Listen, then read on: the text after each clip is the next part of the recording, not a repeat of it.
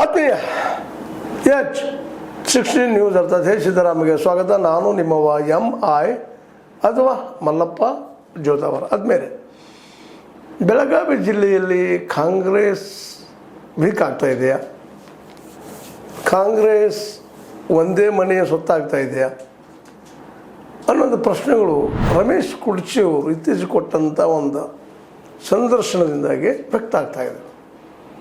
ರಮೇಶ್ ಕುರ್ಚಿ ಅವರು ಯಾಕೆ ಜಾರಕಿಹೊಳಿ ಅವ್ರ ವಿರೋಧವಾಗಿ, ಅದರಲ್ಲೂ ಸತೀಶ್ ಅವ್ರ ವಿರೋಧವಾಗಿ ಮಾತಾಡ್ತಾ ಇದ್ದಾರೆ? ಕೇವಲ ದುಡ್ಡಿದ್ದವ್ರು ಮಾತ್ರ ರಾಜಕೀಯ ಮಾಡೋದಲ್ಲ ಅನ್ನೋಂಥ ಪ್ರಶ್ನೆ ಇರ್ತಾ ಇದ್ದಾರೆ. ಅದೇ ಕಾಲಕ್ಕ ಇಲ್ಲಿ ಕಾರ್ಯಕರ್ತರಿಗೆ ಬೆಲೆ ಇಲ್ಲ ಕಾಂಗ್ರೆಸ್ನಲ್ಲಿ ಅಂತ ಹೇಳ್ತಾ ಇದ್ದಾರೆ. ಅವರೆಲ್ಲ ಮಾತುಗಳನ್ನು ಕೇಳಿದಾಗ ಸಹಜವಾಗಿ ಅನ್ನಿಸ್ತಾ ಇದೆ, ಹೌದು ಕಾಂಗ್ರೆಸ್ ಒಂದೇ ಕುಟುಂಬದ ಕಪಿಮುಷ್ಟಿಯಲ್ಲಿ ಬರ್ತಾ ಇದೆಯಾ ಅನ್ನುವಂಥ ಮಾತನ್ನು.